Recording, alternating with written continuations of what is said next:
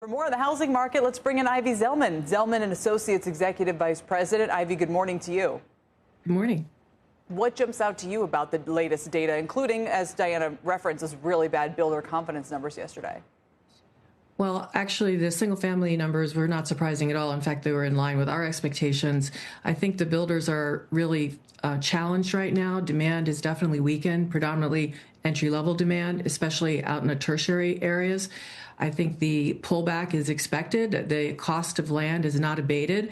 Builders are not in a position to raise prices. So frankly, pulling back on activity makes sense.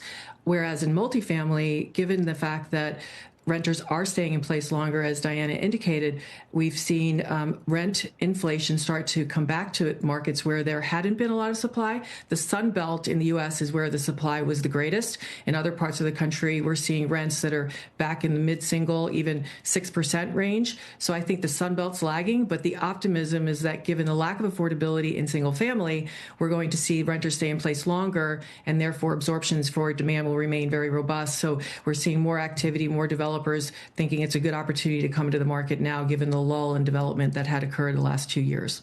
All right, so maybe that kind of works its way in longer term. Not to be like overly tactical about this, but do you kind of get into the ways that investors could play these trends or no?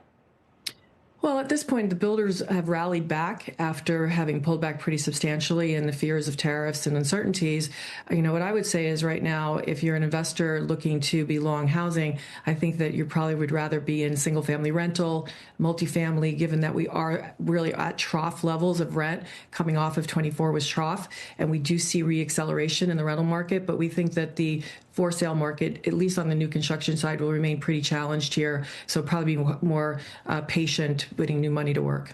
I always wonder, though, if the single family rental stocks get political pressure on them, right? I mean, they're commonly brought up as the contributing to the reason why home prices have gone up, why rents have gone up. It's the Wall Street landlords and all the rest of it. So is there political risk in these names?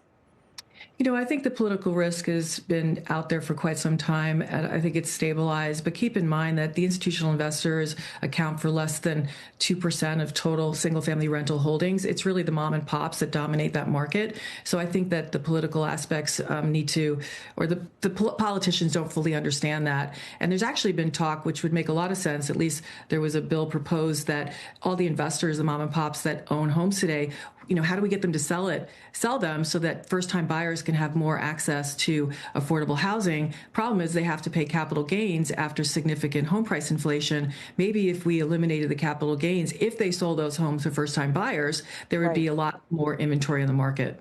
Do you think something like that would come to pass? Could they even logistically pull that off?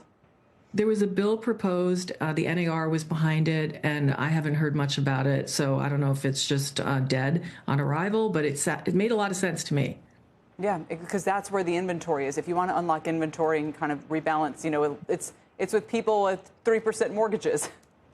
I mean, a lot of individual investors have a few homes in a portfolio. They could have 10 homes in their portfolio, and they'd like to sell, but the capital gain taxes are too significant. That's the feedback that the NAR received, and that's where the bill stemmed from. No, it's an excellent point. With broad mortgage rates now back up towards 7%, it was a little bit of an unanticipated development, here as we are in mid-May. What impact is that having? The market's really slow. I mean, the affordability is extremely stretched. We had so much demand during COVID. I call it pull forward. We saw normalizing demand.